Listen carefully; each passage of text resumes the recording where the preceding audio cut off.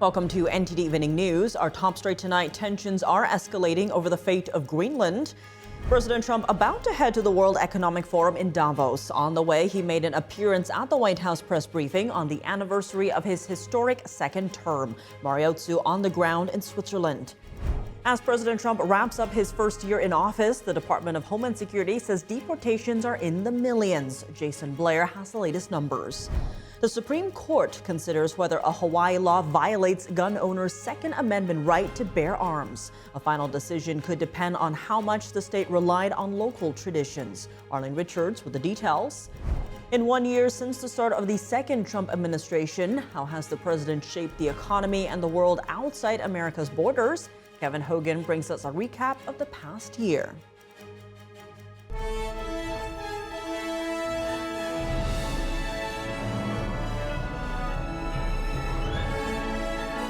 This is NTD Evening News, live from our global headquarters in New York City. Here's Tiffany Meyer.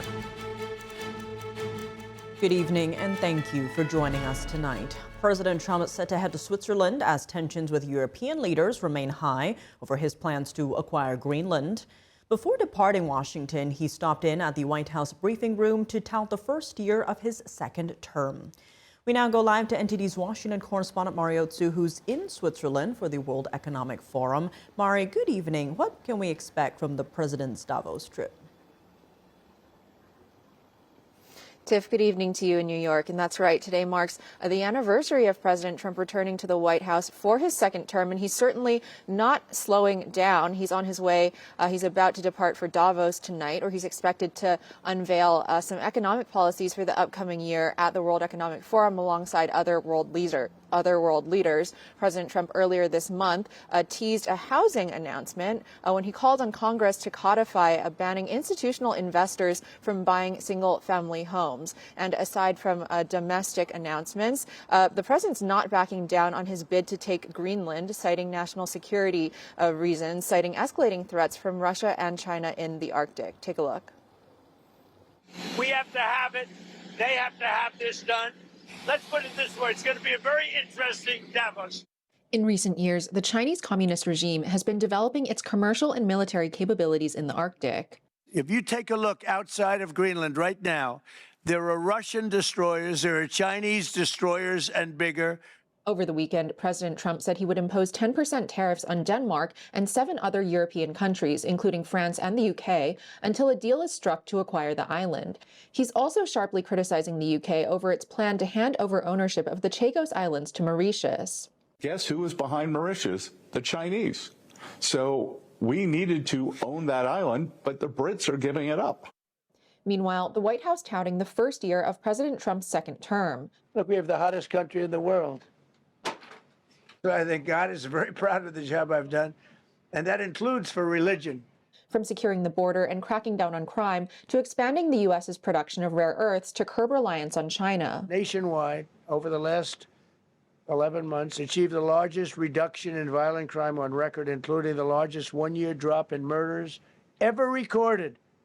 Internationally, President Trump highlights his pursuit of peace through strength, using tariffs and trade to broker peace deals. If they take those tariffs away, China will eat our lunch. And I hope the Supreme Court does the right thing for our country. Multiple armed conflicts were brought to an end, including between India and Pakistan, Cambodia and Thailand, and the Congo and Rwanda. And one of his highest profile achievements, a ceasefire between Israel and Hamas, leading to the return of nearly all Israeli hostages. The momentous breakthrough that we're here to celebrate tonight is more than the end of the war in Gaza. It's with God's help. It'll be the new beginning for an entire beautiful Middle East. In June, President Trump ordered Operation Midnight Hammer, precision strikes on Iran's nuclear facilities. And just a few days after the new year, the U.S. military captured former Venezuelan dictator Nicolas Maduro. We built Venezuela oil industry with American talent, drive, and skill, and the socialist regime stole it from us during those previous administrations, and they stole it through force. We want peace, liberty, and justice for the great people of Venezuela. And on his second and last day in Davos, President Trump is expected to participate in a Board of Peace meeting. That's about phase 2 of that U.S. brokered ceasefire deal between Israel and Hamas to end the war in Gaza. President Trump is chair of the board, and some people on the board include his son-in-law, Jared Kushner, a special envoy, Steve Witkoff, and Secretary of State Marco Rubio. Dozens of countries have also been invited to join the board, including Russian President Vladimir Putin. And President Trump today, Tiff, says it might even replace the United Nations. Back to you. All right, Mari, thanks for those updates. President Trump warns that the UK handing over a strategic island is an act of total weakness, saying China and Russia are watching closely. Tonight, Ambassador Jim Jeffrey shares what's really at stake for U.S. military power and how Greenland fits in. That's at 7 p.m. Eastern on Capitol Report with Steve Lance. From tariffs and the economy to immigration, NTD's Washington correspondent Jack Bradley has more on what President Trump said about his accomplishments over the past year. This is the anniversary, first anniversary, January 20th. President Trump speaking to a packed briefing room at the White House on the anniversary of his first year in office for his second term, going over several aspects of his achievements, from ICE arrests in Minnesota, with many of those pictured accused of violent crimes, to historic investment commitments into the U.S., trillions of dollars from U.S. companies and other countries. He said in large part due to tariffs. But a pending Supreme Court case may determine the fate of these tariffs and the revenue collected from them, which all have to be refunded if it were struck down. I don't know what the Supreme Court's going to do. We've taken in hundreds of billions of dollars, and if we lose that case, it's possible we're going to have to do the best we can in paying it back. I don't know how that's going to be done very easily without hurting a lot of people. The president also touting several job cuts to the federal workforce and job creation to the private sector, most of which going to native-born Americans. As far as the foreign sector, President Trump touted his efforts to get NATO members to contribute to 5% of their GDP to defense spending. But even so, the president says he's not sure NATO allies have America's back. The big fear I have with NATO is we spend tremendous amounts of money with NATO. And I know we'll come to their rescue, but I just really do question whether or not they'll come to ours. The president has also used tariffs for national security purposes, like securing investment into critical tech sectors like AI and chips to maintain an edge on China. He's also used the threat of tariffs to end several armed conflicts in the world. The White House says 8 in total. In ending those wars, President Trump said that he received no support from the United Nations and no recognition from Norway's Nobel Peace Prize. Should have gotten the Nobel Prize for each war, but I don't say that. I saved millions and millions of people. That's why I have such respect for Maria doing what she did. She said, I don't deserve the Nobel Prize. He does. When she got it, they said, wow, that's amazing. I thought President Trump would get it. President Trump deserves it. He ended up 8 wars. As the president heads to Davos, Switzerland for the World Economic Forum, he has a message for European leaders, and that's to get their immigration and energy back on track and align with the United States' policy under President Trump. Reporting from the White House, Jack Bradley, NTD News.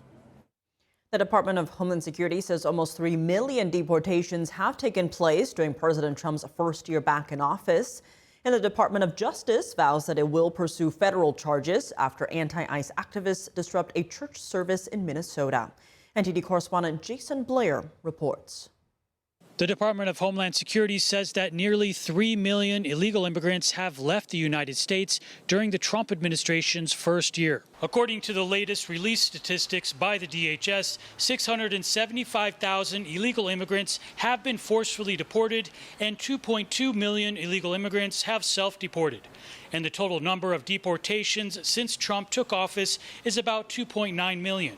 This also includes about 7,000 gang members that the DHS says have been arrested and taken off the streets. Assistant Secretary of Homeland Security Tricia McLaughlin says, when we say we are targeting the worst of the worst, this is exactly what we mean. These vicious criminals murdered, assaulted, robbed, and terrorized innocent Americans for sport. But under President Trump's and Secretary Noem's leadership, ICE is turbocharged to arrest even more gang members and make America safe again. President Trump says they are saving many innocent lives. There are thousands of vicious animals in Minnesota alone, which is why the crime stats are nationwide the best ever recorded. The administration has been focusing on Minneapolis with an immigration enforcement operation the DHS has called the largest one so far. Customs and Border Protection Commander Greg Bavino says that their arrests are focused and targeted. They are not random, and they are not political. They are about removing criminals who are actively harming Minneapolis neighborhoods. DHS Secretary Kristi Noem says that 10,000 illegal immigrants have been arrested in Minneapolis during Trump's first year. And the Department of Justice says that charges are coming after an anti-ICE group stormed and disrupted a Sunday church service at a church in Minnesota. The people who did this made a big mistake. Dillon says that the Department of Justice has put wheels into motion to make arrests. I see various crimes that have occurred. Exactly what they are, I'm not going to flag. But state prosecutors could have arrested some of these people yesterday. They don't have some of the same hurdles that we do. When DOJ, we gather our facts, we go to a federal judge has to issue the search warrants. Among the group was former CNN journalist Don Lemon, as well as activist and civil rights attorney Nikema Armstrong, who has taken credit as one of the organizers. We show up somewhere, they don't expect us to come there, and then we disrupt business as usual. And Dillon also issued a warning to other protest groups, telling them to not try the same thing at other churches this Sunday. Jason Blair, NTD News. The Supreme Court's majority today appeared likely to side with gun owners who are challenging Hawaii's ban on carrying a gun on private property that's open to the public without specific permission. NTD's Arlene Richards reports on the arguments before the court and some of the justices' questions. 3 Hawaii gun owners with concealed carry permits say the state is still restricting gun possession and carry even after a recent Supreme Court case. They say a new state law places restrictions on when and where they can carry their guns, violating the Second Amendment. The Second Amendment states that the right of the people to keep and bear arms shall not be infringed. The Hawaii law prohibits them from bringing a gun onto private property that is open to the public, unless the property owner gives them specific permission to do so. Much of the arguments Tuesday centered around whether Hawaii's law applied national traditions or only those unique to Hawaii. Justice Brett Kavanaugh questioned whether the state had accurately applied previous Supreme Court cases. Court's cases have started with the text, which declares an individual right. And then in Heller and in Bruin, the court has elaborated on it. Of course, there's, as there are with all rights, as Heller said, some exceptions. But those exceptions, to be recognized, must be historically rooted. Deep tradition, broad tradition, widely recognized, commonly recognized, not isolated examples, particularly not ones from the Black Codes, but even apart from that, not isolated examples.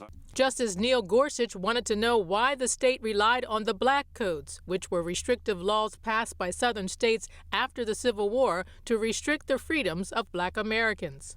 I struggle to see what relevance laws that are outliers, and in Bruin we're not supposed to consider outliers, that they're put aside under our test. We're looking for the mainstream and a significant tradition. And you rely very heavily on an 1865 Black Code law in Louisiana. At the end of the day, it was unclear which way the court would rule, but considering that several of the arguments and questions centered around the court's reasoning in a similar gun law case, the majority appears to be leaning toward not allowing the Hawaii law. Arlene Richards, NTD News. Coming up, how has the president shaped the economy and the world outside America's borders? Kevin Hogan brings us a recap of key highlights of the second Trump administration's first year when we come back.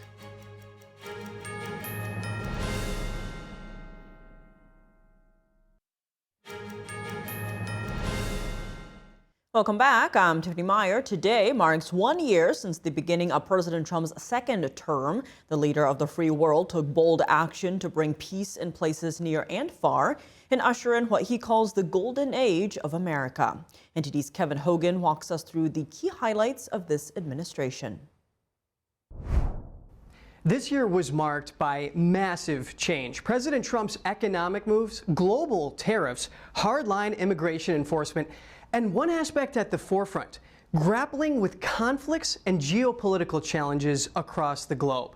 Let's start there with President Trump's peace through strength doctrine. Trump is not afraid to use military strength to achieve foreign policy goals and protect Americans. Back in March, he authorized airstrikes on Houthi terrorists in Yemen. Houthis were targeting ships believed to be linked to Israel, dealing a major blow to global shipping, and done to stop threats to U.S. naval assets.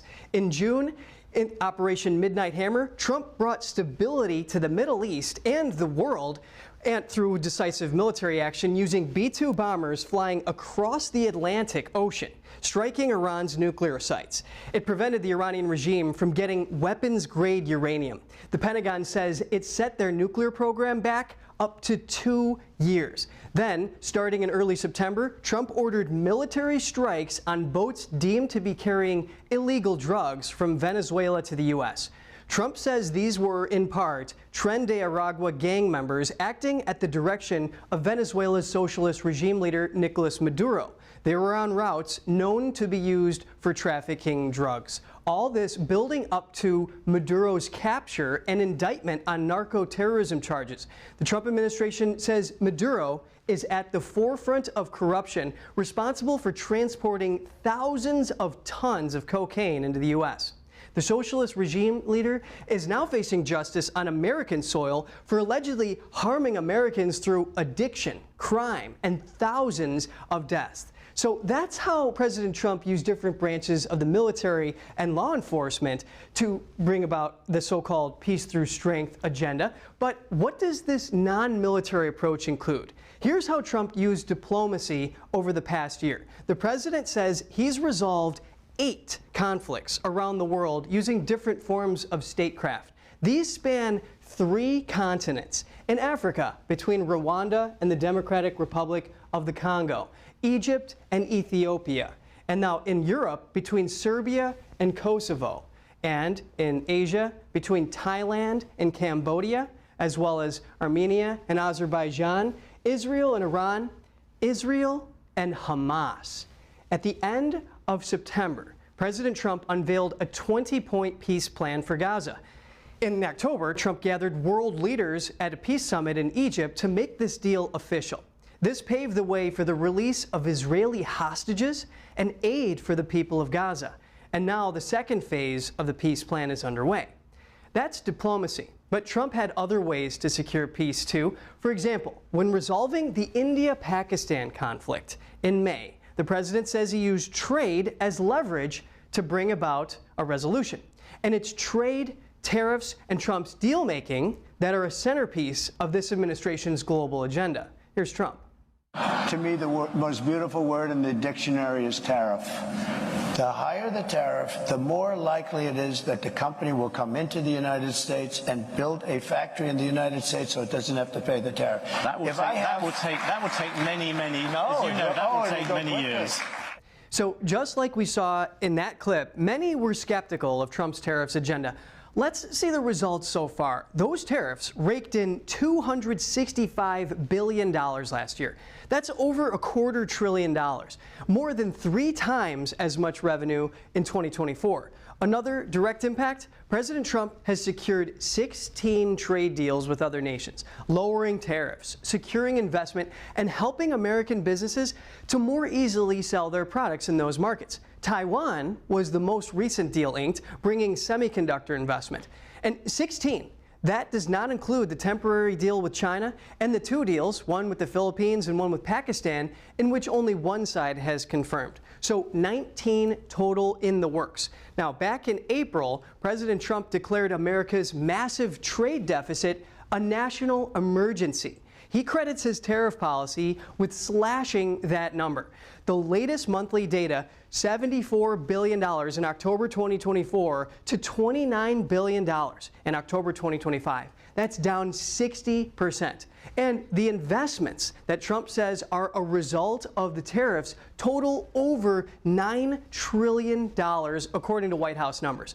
On top of that is a new $250 billion investment pledge by the Taiwanese government. So that's about 4.5 trillion from the private sector and over 5 trillion from investments by foreign nations. Now, investments aside, many economists said tariffs would stifle economic growth and cause runaway inflation.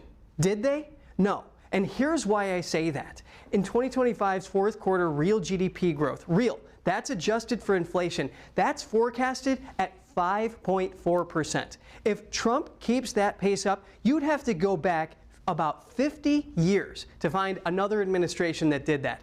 And inflation didn't change that much at all. Actually, it ticked down a bit, down to 2.7% in January. Now, we just discussed how the country as a whole is doing with some macro numbers. What about real take-home pay for workers? That's what you see right here. Americans are taking home about $800 more in 2025 than the year before it. Now, this is according to data from the Bureau of Labor Statistics.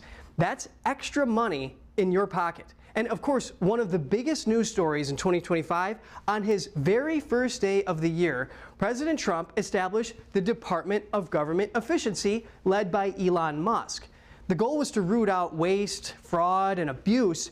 DOGE estimates its total savings to date at $215 billion. That's over $1,300 per taxpayer. So the economy was a big cornerstone of Trump's re-election campaign, but perhaps the biggest one was immigration. Now, these are the monthly encounters at the southwest border going from before January 2022 up until now. Under the Biden administration, border crossings were very high at sustained levels that you normally don't see, because usually it peaks and troughs over the course of the year in different months. But what we saw was very high levels, and right here in December 2023, that's when it peaked. You saw about 300,000 in just 1 month alone. That's about the population of Pittsburgh. Under Trump, encounters are at about 10,000 per month. That's because on day one, Trump declared a national emergency at the border. And then in March, to give just one example, of his enforcement efforts, Stryker units were deployed there. So now this whole thing that we're looking at encompasses what President Trump has done to secure the border. Now, that's the border. What about the interior? Well, the Department of Homeland Security says that about 2.5 million deportations have taken place since last January. 1.9 illegal immigrants have voluntarily self-deported, and about 600,000 were removed by federal agents. The administration says they're targeting the worst of the worst criminals. On the campaign trail, Trump said he would launch the largest deportation operation of criminals in history. And the arrests by ICE are a very big part of that. In 2024, from January to September, there were around 85,000 arrests, but under Trump, that number skyrocketed to 209,000. That's about a 150% increase. And it's brought a lot of protests and a lot of praise, especially from angel parents whose kids were killed by illegal immigrants. In January, Trump signed the Laken-Riley Act that requires that illegal immigrants arrested for heinous crimes to be held for immigration authorities. So we've covered Trump's military and diplomatic means to bring about peace, tariffs, and the economy. What's on the horizon? The Supreme Court ruling on whether President Trump has the authority to impose tariffs could happen within the coming days, but the exact timeline is unclear. And if the High Court doesn't strike them down, well, Trump says that middle to low-income Americans could get $2,000 checks by the end of the year as a tariff dividend.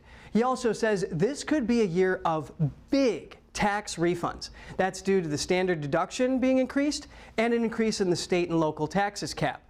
And on the security front, President Trump says that the U.S. military may soon start striking land in Mexico, attacking cartels. And overseas, the U.S. is in the second phase of the Gaza peace plan, and it expects that Hamas terrorists will go along with it. So, as we said, a lot happened and a lot is ahead. Back to you. Coming up, the European Union improving its cybersecurity amid a growing threat from China. Arian Posdar has the details of the plan recommended by the United States. And Speaker of the House Mike Johnson warned British lawmakers about CCP espionage as the UK government approves a Chinese mega embassy in London, which sits dangerously close to vital fiber optic cables. Luis Martinez reports after the break.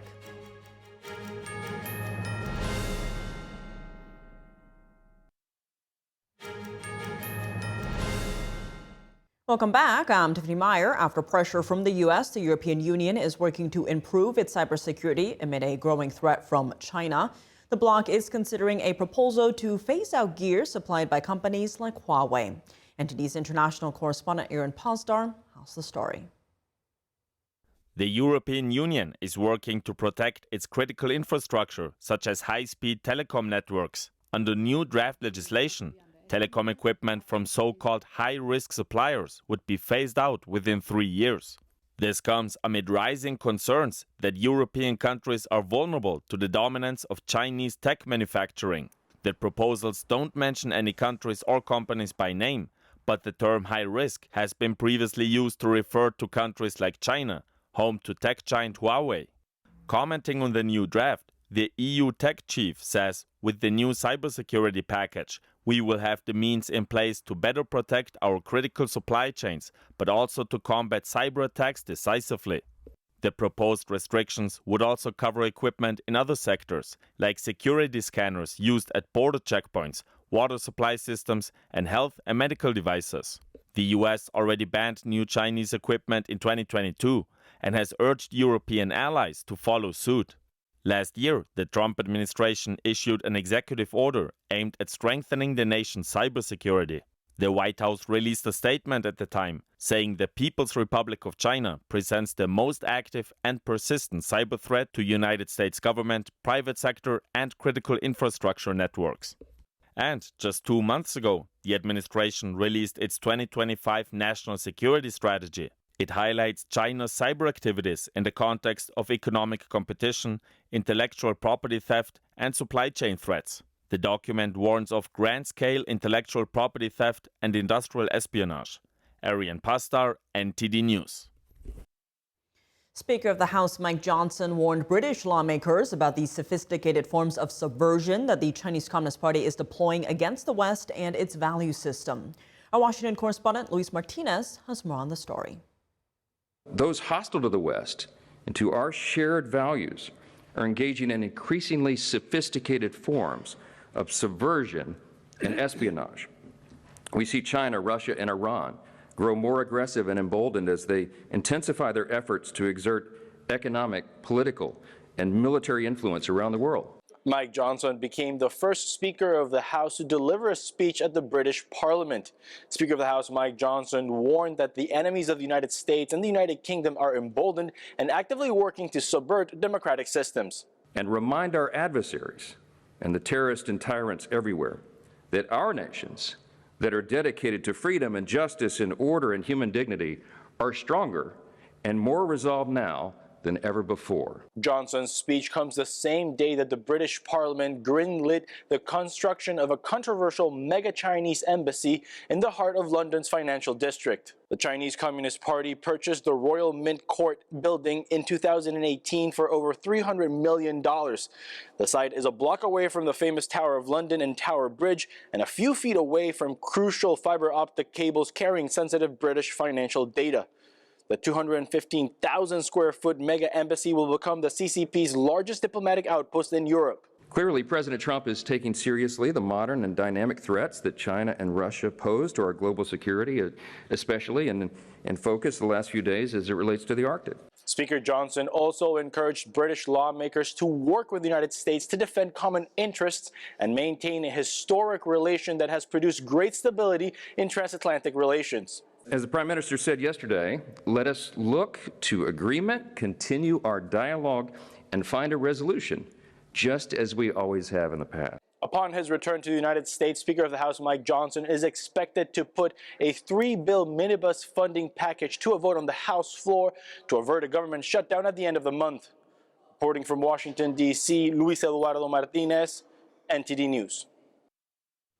And joining us now to discuss the UK and Canada's recent cozying up with Communist China is J. Michael Waller. He's a former CIA operative and senior analyst for strategy at the Center for Security Policy. We'll also explore President Trump's push to acquire Greenland and U.S.-Europe relations. Michael, thank you so much for joining us. Great to have you here now. First off, reports note that Chinese Communist leader Xi Jinping personally asked British Prime Minister Keir Starmer to intervene after the embassy was stalled for 3 years. The approval also comes ahead of an expected visit to China by Starmer this month, the first by a British leader since 2018, with officials from both sides saying the trip was dependent on this embassy's approval. How are you reading this and the security concerns this raises for you?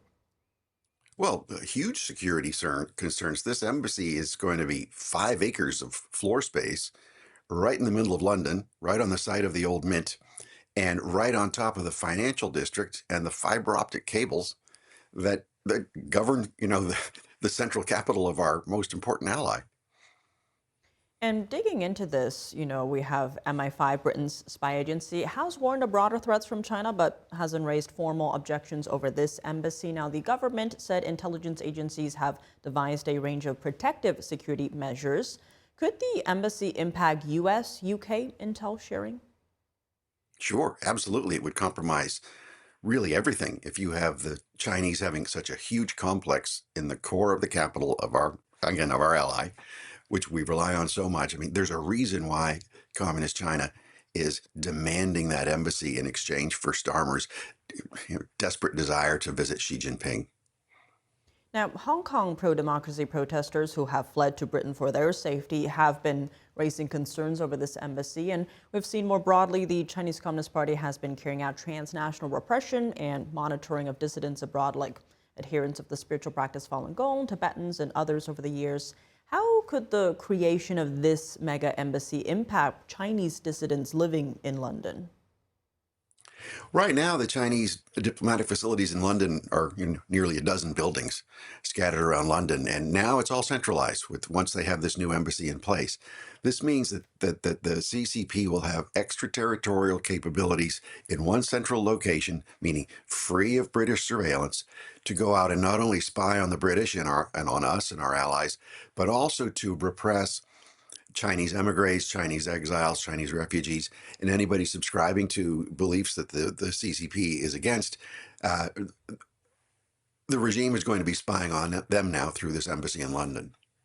Quite concerning indeed. We also saw Canada strike several deals with China, including around Chinese EVs and inviting Chinese security forces to cooperate on countering crime. Are these U.S. allies softening their security stance on China? How are you reading this? Well, the whole world had really softened its stance on China, including the United States under various administrations.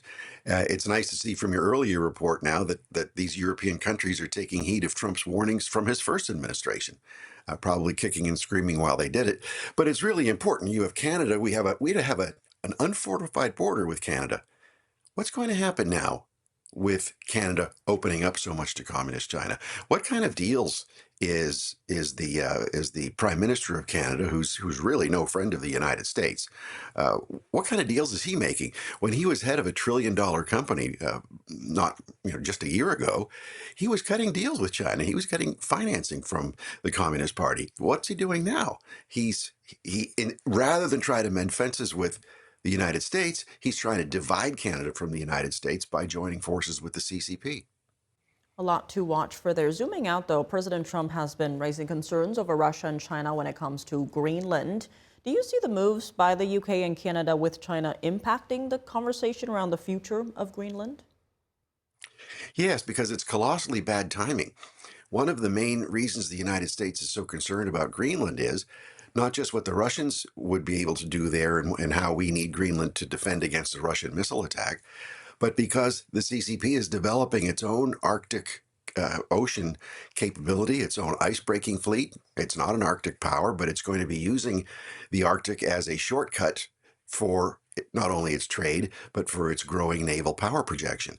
So for the NATO alliance to be divided so sharply the way it is right now, it's terrible timing for the Prime Minister of Canada and now the Prime Minister of the UK to go and kowtow to Xi Jinping. It's just what Xi wants to do.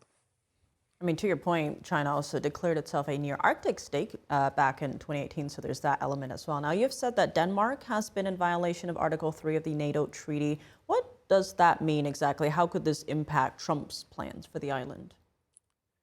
Well, it was a former ambassador, American ambassador to Denmark, who raised this just today, and that is that the NATO treaty. We hear about Article 5, which is the part of the mutual defense that kicks in if a member is attacked.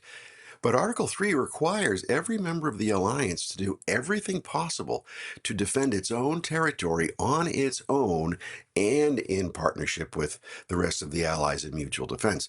Denmark has completely failed to protect Greenland. It has relied on us to protect Greenland since the end of World War II.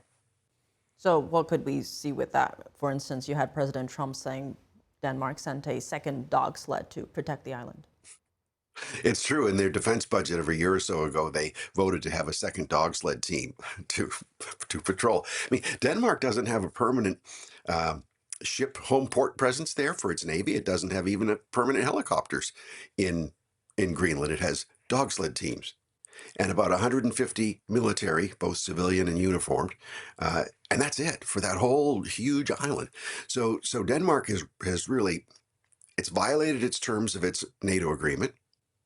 It has shown that it's unwilling to protect Greenland and is unable to protect Greenland. I had some Danish military officers tell me a year ago that there's no way that Denmark can protect Greenland, and that at some point, if the Greenlanders decide to vote for independence, 57,000 people, that would immediately take them out of NATO. What would that do? Who would be, say, prone to funding different movements like independence movements? Not the United States, not the Europeans, but the CCP is funding these movements all around the world. A lot at stake for sure. J. Michael Waller, thank you so much for joining us. Good to be with you. Coming up in college football, the turnaround is complete as Indiana beats Miami for their first ever national title. Dave Martin joins us to discuss when we come back.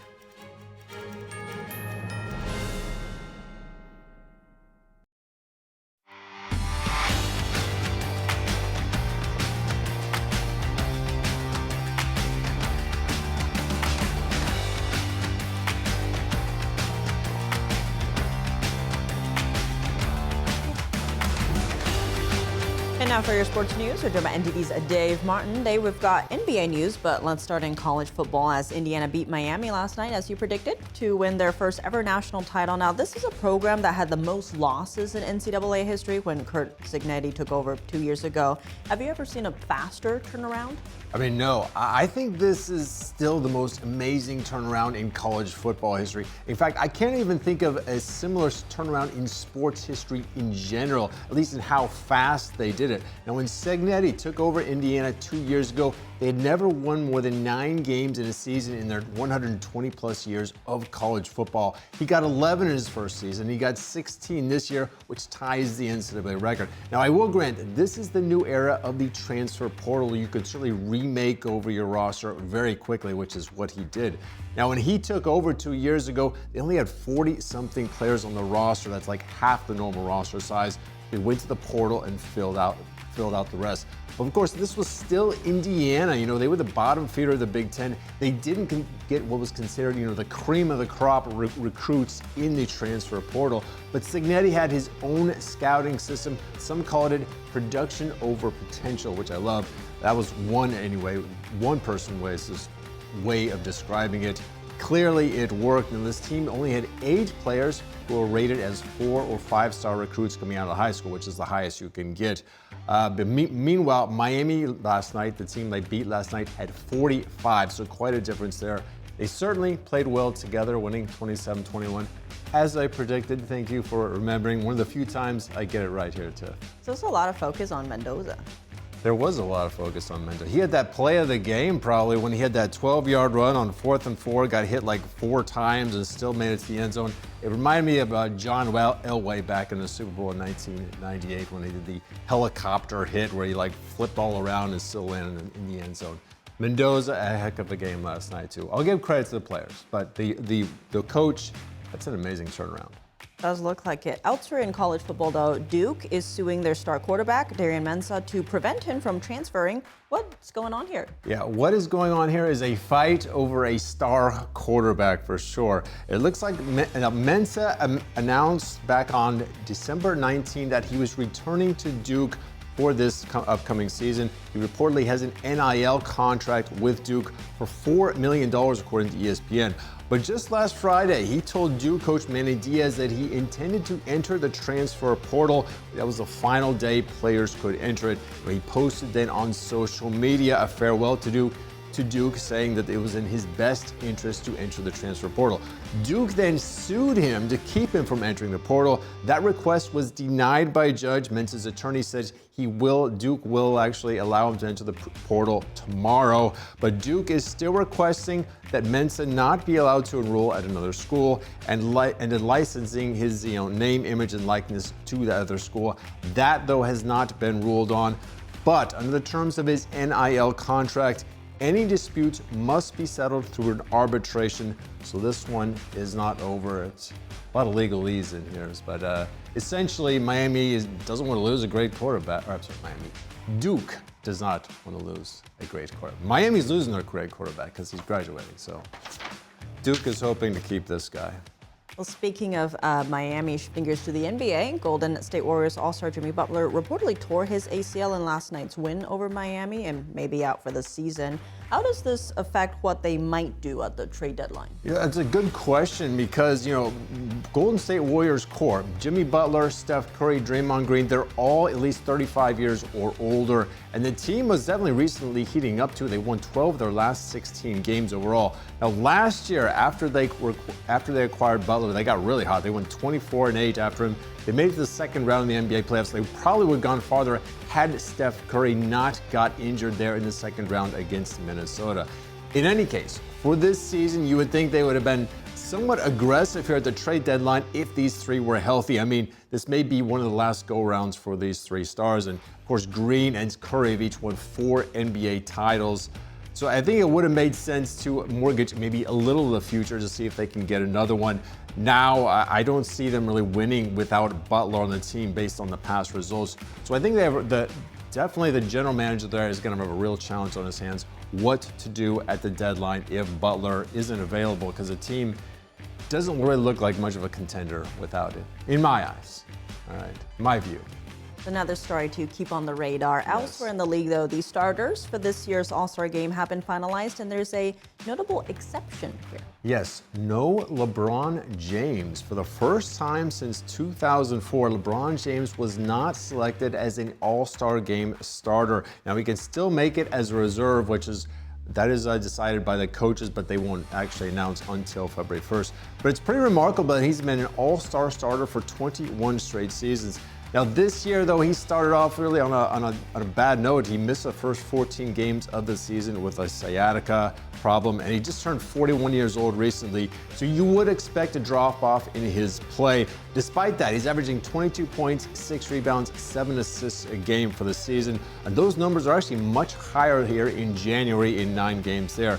In any case, the selections for the All-Star game starters for the Western Conference: Steph Curry, Luka Doncic, Shai Gilgeous-Alexander, Nikola Jokic, and Victor Wembanyama. For the East, you've got Giannis Antetokounmpo, Jaylen Brown, Jalen Brunson, Cade Cunningham, and Tyrese Maxey. You got all those names there, too? I'm glad I didn't have to say them. I'm gonna quiz you later, all see right. if you're paying attention. Little flashcards. Yeah, all right. I'm sure you'll do well. Well, Dave, as always, thanks for joining us. Thank you, Tiff. And that's all for today's news. For round-the-clock coverage, visit us at ntd.com/live or download our NTD app. Thanks for tuning in. I'm Tiffany Meyer. Good night.